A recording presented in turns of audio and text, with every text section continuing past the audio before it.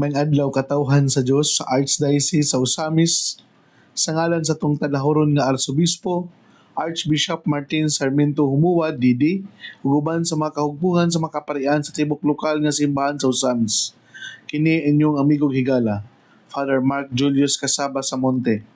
Maghatod og pamalandong ninyo karong adlaw karon nga Huwebes, sulod sa ikapat nga Domingo sa Pasko sa Pagabanhaw. Abril 30, 2026. Ang ebanghelyo natong pagabasahon ug pamalandungan karon atong pagagutloon sa ebanghelyo sumala ni San Juan. Human si Jesus makahugas sa tiil sa iyang mga tinun-an, miingon siya, "Sultihan ko kamo, walay ulipon nga labaw sa iyang agalon ug walay sinugo nga labaw sa nagsugo kaniya. Karon nga nasayod na kamo sa maong kamatuoran, bulahan ang kamo kung inyo kining buhaton. Wala ako magsulti mahitungod kanining tanan, nakaila ako sa kong gipili apan kinahanglan matuman ang kasulatan nga nag-ingon, ang tawo nga misalo kanako sa pagkaon nahimo nga akong kaaway. Gisultihan ko kamo niini sa wala pa kini mahitabo aron ini kahitabo na nini mutuo kamo nga ako mao ako. Sultihan ko kamo ang mudawat kang bisan kinsa nga akong ipadala, mudawat usab kanako. Ug ang mudawat kanako, mudawat usab sa nagpadala kanako." Mga igsuon, ang ebanghelyo sa Ginoo. Daigon ikaw Kristo.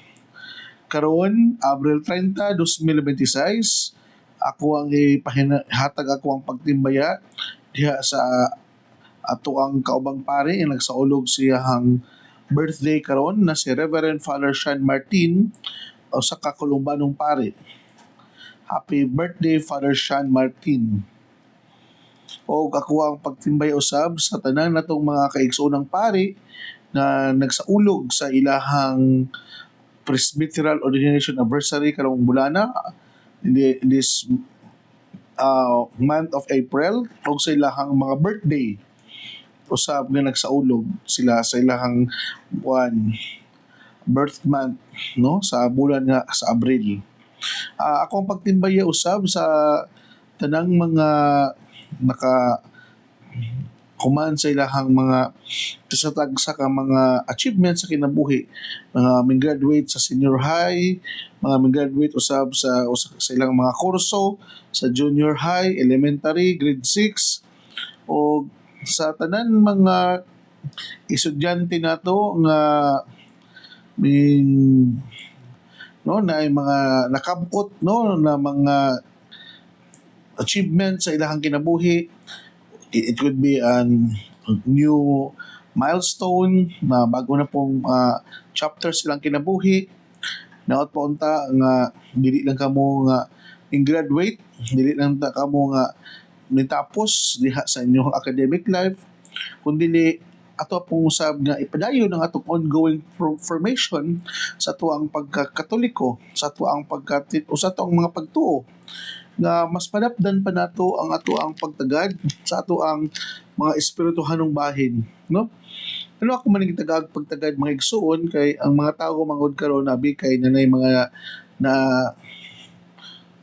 nakabot sa kinabuhi, undang pud sila og pagpalawom sa ilahang pagtuo, pagpalawom sa ilahang pagkatao.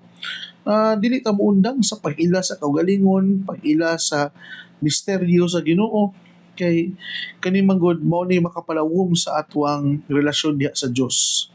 Mao na nga dili ta mo undang sa taong pagpangandoy nga mas may suod pa ta diha sa atong Ginoo kay kaniyang atong pangandoy longing for intimacy with God ongoing man ni siya, wala man ni siya katapusan kay tungod God is a mystery, dili man nato matugkad ang iyang pagka-Dios, pero kita nga kanunay nga nangandoy sa iyang pagka-Dios aduna pud sa diay longing to know Him more.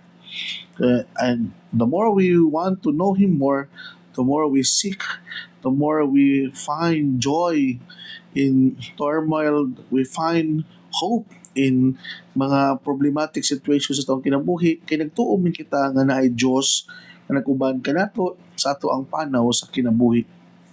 So akong pagtimbaya usab sa atong mga tagsa ka mga kaigsuonan no nga naminaw karon diha sa mga nakadaiya nilang mga panimalay sa atong mga amigo higala diha sa Kabungaan, Barangay Kabungaan. Heartfelt condolences di ay ni Kapitan Efren Lumuloy no diha sa Barangay Kabungaan nga kap kabulo ko nga dili lalim mamatyan tabi na sa imuhang asawa.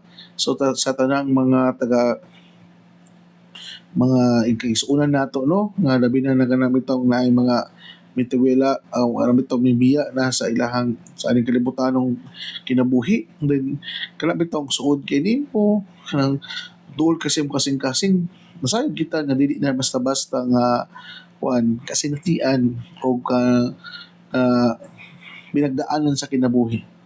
Ano ako man nasulti tuon kay kita mismo na kasi natin niya na o kanamit ko atong mga kaisuunan diya sa ospital nga mo kanamit tong dili sila andam, dili sila wala nila damha ang mga panghitabo dayon mukalit na og abot may ka nang in old age makasabot na ta o kanang dugay na nagsakit pero kanang may kalit rabi ta og atake then wala kalit-kalit kayo ang maong kamatayon. Mauna nga usa jud nakapahinumdum ka nato na ang kamatayon gid ay aning kalibutan na murag dili gid nato damhon o mukalit ra gid siya o abot sa taong kinabuhi usahay wala ta kapakandam. Mauna nga kita isip mga nagpanaw aning kinabuya wala gid ang buhaton kundi to be always prepared enough to face the reality of death. So once again, heartfelt condolences Kapitan Efren sa kauban sa imong pamilya o imong mga anak. Stay strong and kanunayon kita nagasalig sa Dios and kanunay ka muna kung i-appeal sa akong mga personal nga pag-ampo aron sa inyuhang tabi na sa inyuhang kapighatian nagiatubang karon sa inyuhang pamilya. O ako ang pagtimbaya usab sa tanan tong mga naminaw karon ng mga estudyante, mga teachers, labi na sa tuang mga higala diya sa Mercury Drug, Catadmanch and JP Rizal Branch. Dugay-dugay na ko wala na kag-greet ninyo. So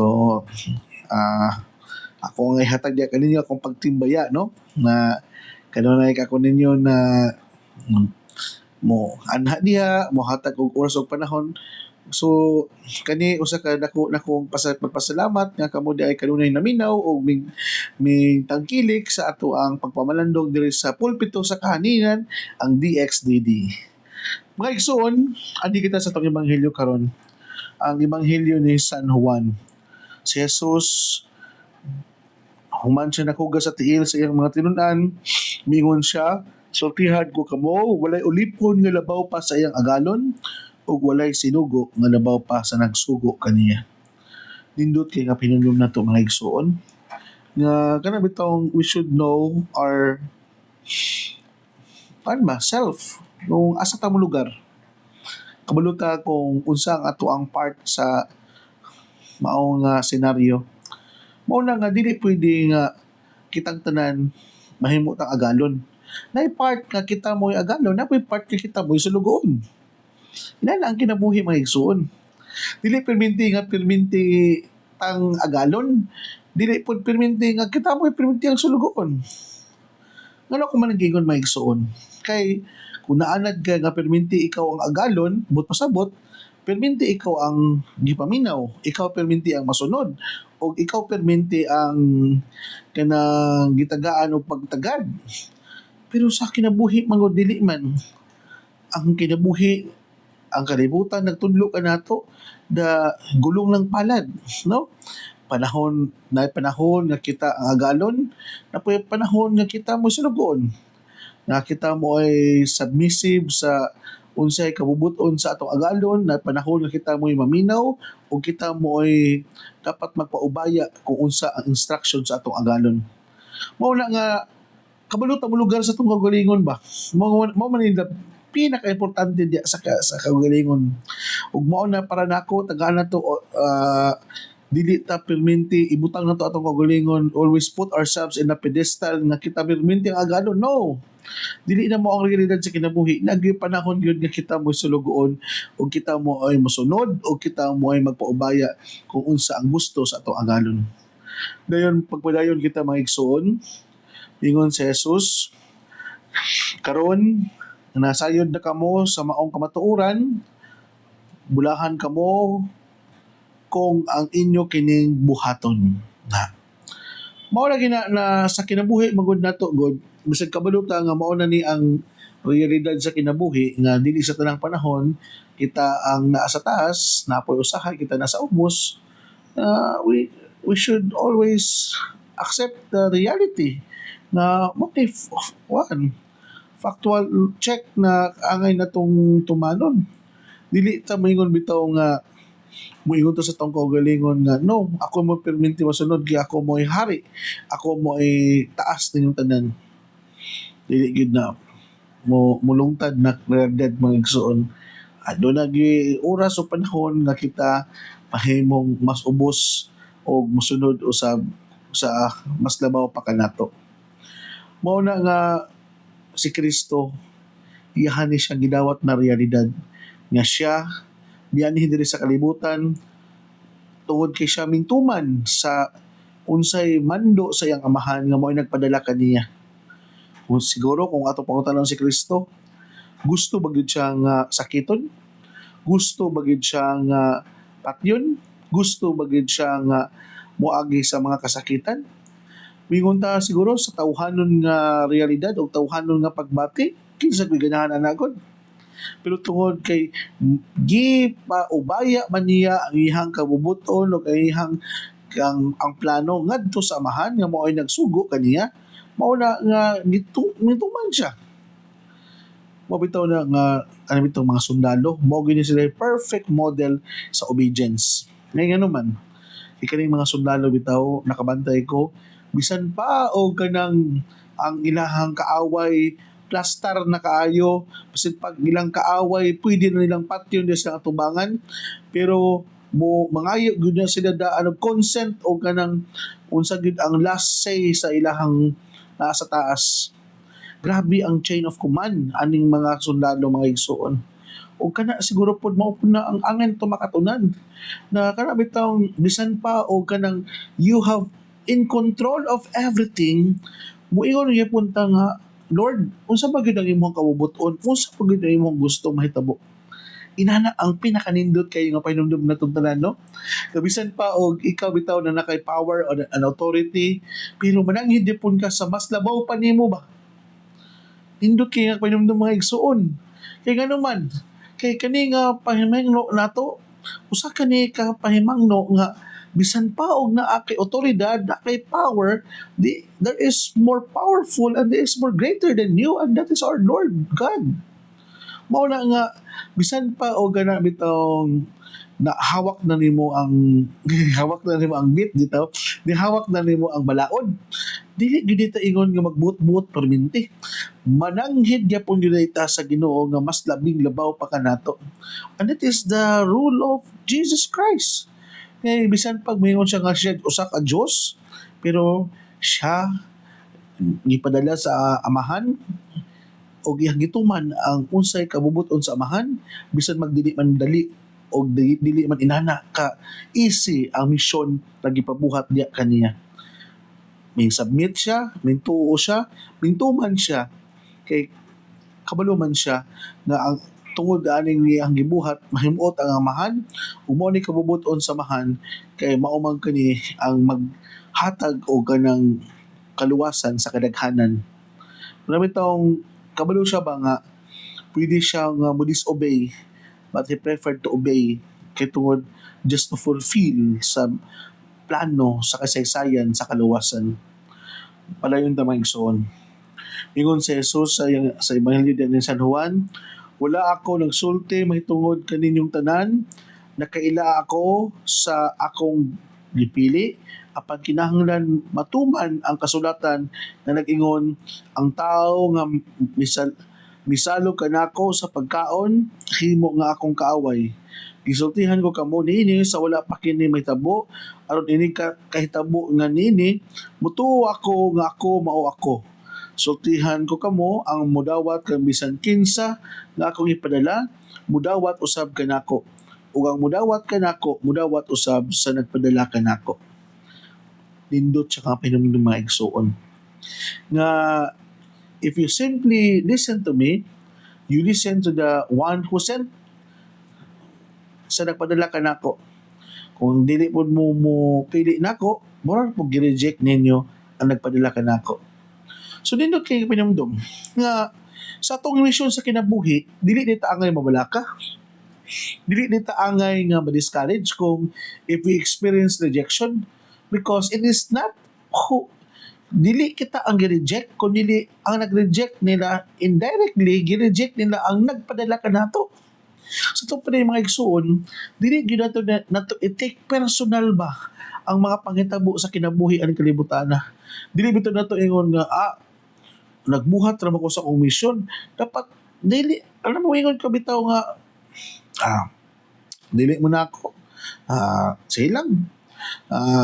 Mura ra man po ninyo giingon niyo sa kautubangan nga wala mo kauyon sa unsay gisulti sa nagpadala kanako. So kita usahay kay personal man nato mingon man tag wala man ko dawata aning grupuha, wala man ko dawata aning lugara, wala man ko gimahala aning mga tawhana. So dili nato ahay na nga siya ikabalaka kay ngano man kay dili man kaning buhat nato, dili man niya atong personal nga buhat kundi buhat man ni samahan nga ang nagkita igo lang ta nagtuman. Dapat klaro na to na mga igsuon na kanang itong atong mga good deeds, an act of kindness and charity to others, kung dili man nila ni ma-appreciate, kung dili man nila ma-fathom, kung dili man nila ni matagag pagtagad, dili ta angay magluod. Kay ngano man, kay dili wala man ta nagbuhat ani for acknowledgement and recognition kung dili igo ra man ta nagbuhat ani kay tungod nagtuman kita kung unsa ang makapahimuot sa amahan, kung unsa ang gustong ipabuhat sa ato ang master diri sa ato ang kauban diri sa kalibutan isip mga kaubang sulugoon kana mga igsuon mo ni nindot kay nga pahinumdum yun no nga dili na to i-take personal permente ang mga rejection, mga issue nga gibato kanato ana mga negative feedbacks and comments kay dili man ni nato trabaho na personal, igo lang tagisugo sa Ginoo, igo lang tagisugo sa Dios o kaning tanan kung wala nila dawata mura ra po wala nila dawata ang nagsugo kanato nana may igsoon dili nato na siya ingon nga murag kita personally we are rejected and not accepted.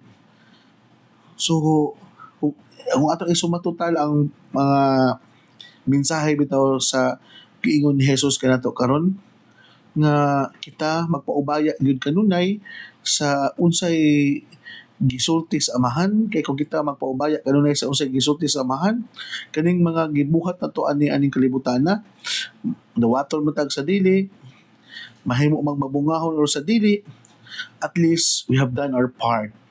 Mo pinakanindot na consolation diha sa atong panaw aning kalibutan ng mga igsoon na mahimo mang kana bitong mabungahon ang ato ang mga gipangbuhat diha sa misyon at mahimo man successful or dili ang importante nga ikaw faithful ka ngadto sa Ginoo kay ano man dili man kita ang naikatungod nga mo gauge or musukod kung nahimo bang successful mayingon matag mission complete.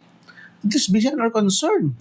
Just continue to do kung unsa ang imuhang job nga angay nga buhaton i-fulfill lang na o kanang pag-evaluate bitaw sa unsa ang imuhang mga achievement, pag-evaluate kung unsa ang imuhang mga naabot.